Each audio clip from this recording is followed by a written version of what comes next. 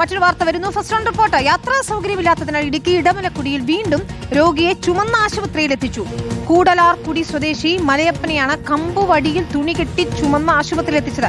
കാട്ടിലൂടെ കിലോമീറ്ററുകൾ കാൽനടയായി ആനക്കുളത്ത് എത്തിച്ചതിനു ശേഷം ഓട്ടോയിൽ അടിമാലി താലൂക്ക് ആശുപത്രിയിൽ പ്രവേശിപ്പിക്കുകയായിരുന്നു.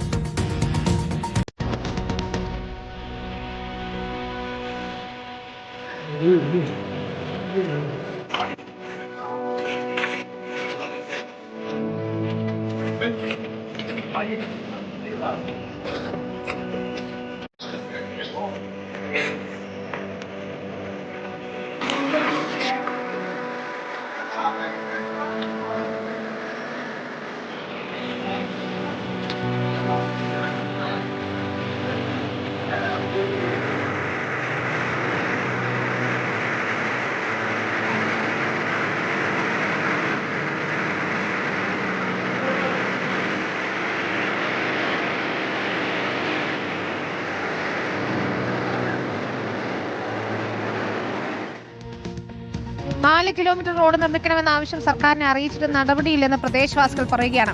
രാഹുൽ സുരേഷാണ് ചേരുന്നത്. രാഹുൽ, ഇത് നമ്മൾ ഉത്തരേന്ത്യയിലെ കാഴ്ചയല്ല, കേരളത്തിൽ നിന്നുള്ള കാഴ്ചയാണ്. ഒരുപക്ഷെ വർഷങ്ങളായി തന്നെ നമ്മൾ ഈ പ്രദേശത്തെക്കുറിച്ച് പലപ്പോഴായി റിപ്പോർട്ട് ചെയ്തിട്ടുള്ളതാണ്. വെറും 4 കിലോമീറ്റർ റോഡിന്റെ കാര്യമേ ഉള്ളൂ. ഇത്രയധികം കാലമായിട്ടും അതുണ്ടായിട്ടില്ല.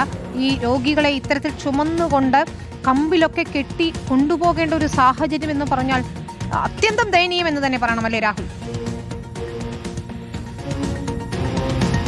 വിനീത, ഇടമലക്കുടിയിലെ യാത്രാ ദുരിതത്തിന്റെ ദൃശ്യങ്ങൾ ആദ്യമായല്ല പുറത്തു വരുന്നത്. ഒരു വർഷം മുമ്പ് കാർത്തിക് എന്ന കുട്ടിയെ ഇതിന് സമാനമായി ചുമന്ന ആശുപത്രിയിൽ എത്തിക്കുകയും കൃത്യസമയത്ത് ചികിത്സ ലഭിക്കാത്തതിനെ തുടർന്ന് ആ കുട്ടി മരണപ്പെടുകയും ചെയ്തിരുന്നു. ആ യാത്രാ ദുരിതം ഇപ്പോഴും തുടരുന്നു എന്നതാണ് ഇപ്പോൾ പുറത്തു വരുന്ന ഈ ദൃശ്യങ്ങളും സൂചിപ്പിക്കുന്നത്. ഇന്ന് രാവിലെയാണ് ഇടമലക്കുടി ആദിവാസി ഉന്നതിയിലെ കൂടലാർകുടി സ്വദേശിയായിട്ടുള്ള 72 വയസ്സുള്ള മലയപ്പനെ ഇത്തരത്തിൽ ചുമന്ന ആശുപത്രിയിൽ എത്തിക്കുന്നത്. അദ്ദേഹത്തിന് പനിയും ശരീരവേദനയും ഉൾപ്പെടെ ഉണ്ടായിരുന്നു. തുടർന്ന് ചികിത്സയ്ക്ക് വേണ്ടിയിട്ടാണ് കമ്പിൽ തുണി കെട്ടിയ ശേഷം ചുമന്ന് ഏതാണ്ട് 4 കിലോമീറ്റർ വനത്തിലൂടെ ചുമന്ന് ആശുപത്രിയിൽ എത്തിക്കേണ്ടി വന്നത്. ആദ്യം ആനക്കുളത്ത് കാൽനടയായി എത്തിക്കുന്നു. അവിടുന്ന് ഓട്ടോ മാർഗം അടിമാലിയിലെ താലൂക്ക് ആശുപത്രിയിൽ എത്തിക്കുകയായിരുന്നു. കഴിഞ്ഞ വർഷം ഈ സംഭവം ഉണ്ടായപ്പോൾ മുതൽ വനംവകുപ്പിനും സർക്കാരിനും അടക്കം ഇവർ നിവേദനം നൽകിയതാണ് റോഡ് നിർമ്മിക്കണമെന്നത്.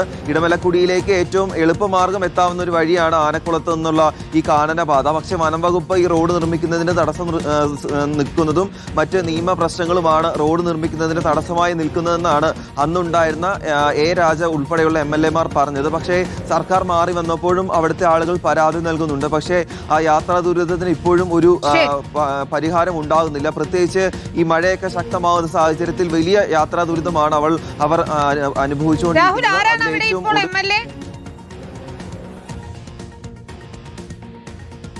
ദേവികുളം MLA ആയിട്ടുള്ള എഫ് രാജയുടെ മണ്ഡലമാണ് ഇടമലക്കുടി എന്ന് പറയുന്നത്. ഇടമലക്കുടിയിലേക്ക് സാധാരണ നമ്മൾ മൂന്നാർ വഴിയാണ് പോകുന്നത്.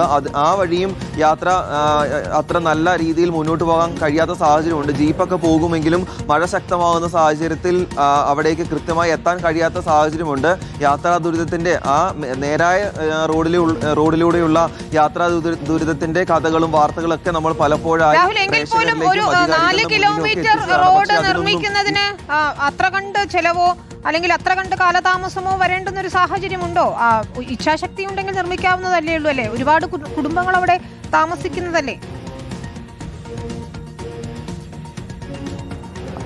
ഇടമലക്കുടിയിൽ തന്നെ ഇത്തരത്തിലുള്ള നിരവധി ആദിവാസി ഉന്നതികൾ, പ്രധാനപ്പെട്ട ഇടമലക്കുടി പഞ്ചായത്തിൽ തന്നെ നിരവധി ആദിവാസി ഉന്നതികളുണ്ട്. കുറേയധികം ആളുകൾ അവിടെ താമസിക്കുകയും ചെയ്യുന്നുണ്ട്. ഈ ആനക്കുളം വഴിയാണ് ഏറ്റവും എളുപ്പമാർഗം കൂടലാർകുടിയിലേക്ക് എത്താൻ സാധിക്കുന്നത്.